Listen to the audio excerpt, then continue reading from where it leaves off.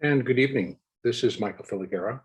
I am with logicalsignals.com and tradershelpingtraders.com. And this is the Elliott wave update for the NASDAQ 100 for Thursday, September 2nd, 2021.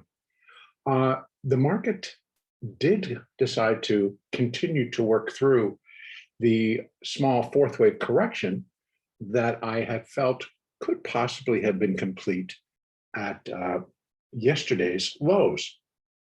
That ended up not being the case. It ended up being an A, a B, and now it's working through its C wave. In fact, that A wave likely ended right there at 15,600.50. Then we put in a nice B wave, and now we're putting in a 5-wave C, which I don't think is quite done yet. It may be. It did certainly reach down, and it got into support, and it held above the 200-day moving average, which are all positives for it. Number one, being complete, and number two, that it likely is that fourth wave and not the start of something bigger. So I will throw some quick retracements on here so that we can just double check our levels. And since we are correcting that third wave, we'll go from there to the top of, oops, come on. Love it when my computer doesn't want to. And we'll go right into, it still could possibly get down to that 0.382 level, which is 15,531, about 50. So we could say 532 down to 530. And when it came down and it touched the additional support that it had, 15,549, I thought, well, if it breaks, it's going to go down to that next level. So here's the deal. We're going to have to leave that open for tomorrow. Now, again, tomorrow is Friday. It is an expiration. It's also the day before a 3-day weekend. It's been kind of on the slow side all week in anticipation of the holiday. And I have felt that many participants, many investors, many traders have taken the week off. It is the last week of the summer and before all of the kids go back to school. So that still is in play. So even the decline today was not under great volume. So again, thin volume conditions do produce a little bit longer or stronger moves in both directions, actually, as larger firms move in and out with their orders. So we're going to look for the possibility, or we're leaving open the possibility, then once again, we're going to swing down, and we may indeed reach 15,531. And if that's the case, then that's where I would expect this minute fourth wave to complete, and then to begin that minute fifth wave, which we are, or I am still looking for that break back above 15,700. It's gotten up to 99. I'm looking for it to go above 15,700 and essentially start working its way up to 15,800 and above. Now I'm going to reconstruct some of those Fibonacci's that we had, but I wanted to first put up the retracement levels if it still was going to come down. So we're not editing, we're going to remove that drawing. Okay. So one of the things that I will put, I'll go back out to the hourly chart so I can capture everything, is that we have our retracements for both. This is the intermediate fifth wave, and this is for the minor fifth wave. So now I will add that last one again, which is going to give us the levels for the minute fifth wave. And now we're going to be coming from a lower level. And as I said yesterday, when I had based it on the low that we had at that time, that it would be adjustable if indeed the market continued to pull down. And that's what it did. So let's redraw those and see what we come up with. First, let me change that back over to a extensions. Thank you. to there, and then I'm going to come down to the current low, and we will go from there. And let's see what we get. So we continue to just line up pretty much in the areas that I had been anticipating.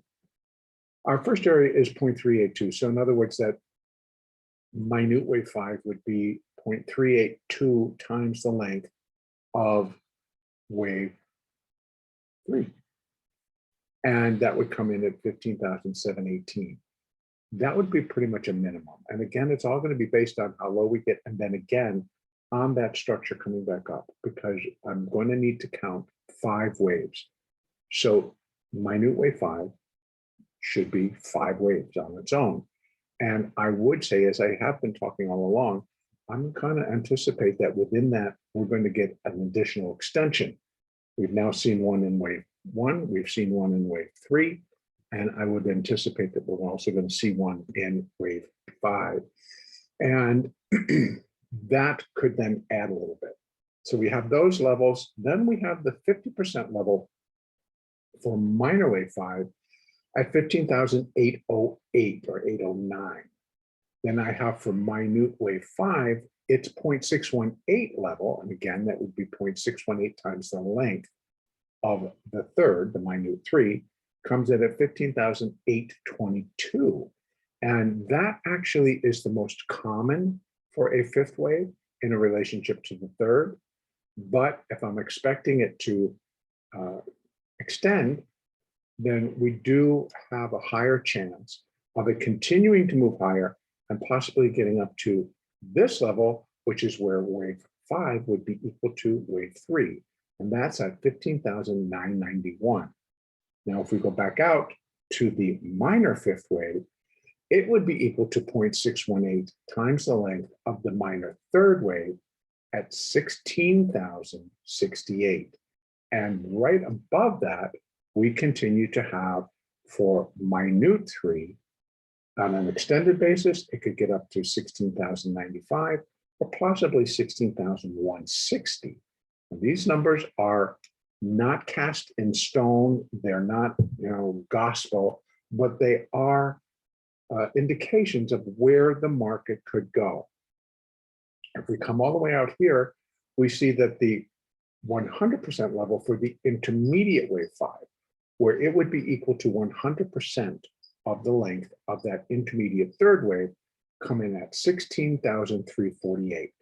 So we continue to find some additional Fibonacci extension and resistance in that zone.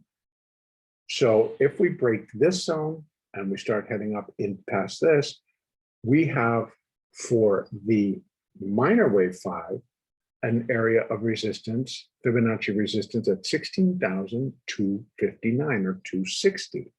And then again, for the minute wave 5, we have resistance at 16,303. So that zone is 16,259 to 16,348. So we actually can say 16,260 to 16,350.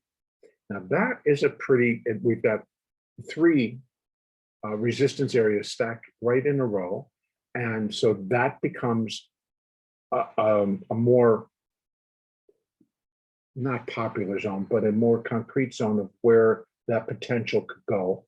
And then we have that other, which goes right in between 15,991 to 16,095.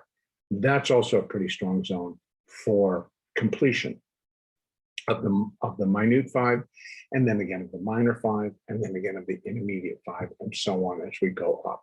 So we're building up some decent zones, but for tomorrow, again, I'm not expecting a lot of fireworks, but that may happen. We never know. We are at the end of a very long-term bull market, and we're in a weekend, so it might be more of a push to the downside in terms of just flattening positions, getting prepared for the expiration, not wanting to carry excess shorts or longs over the long holiday weekend. So we could have a lot of position squaring prior to that. But I initially would continue to look for an additional downside and to break below where we did today, which is 15,552-ish. And then we do have that support down below at 15,530.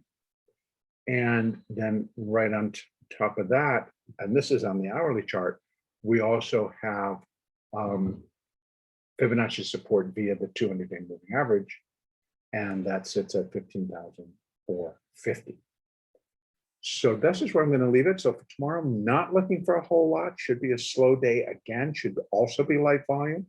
So be careful about how things are going to move and what may appear like it should move a great deal, or you might even get to where you're getting a signal that it can go up. It may, but it may not reach your targets because the volumes are going to be low and the participation will be low.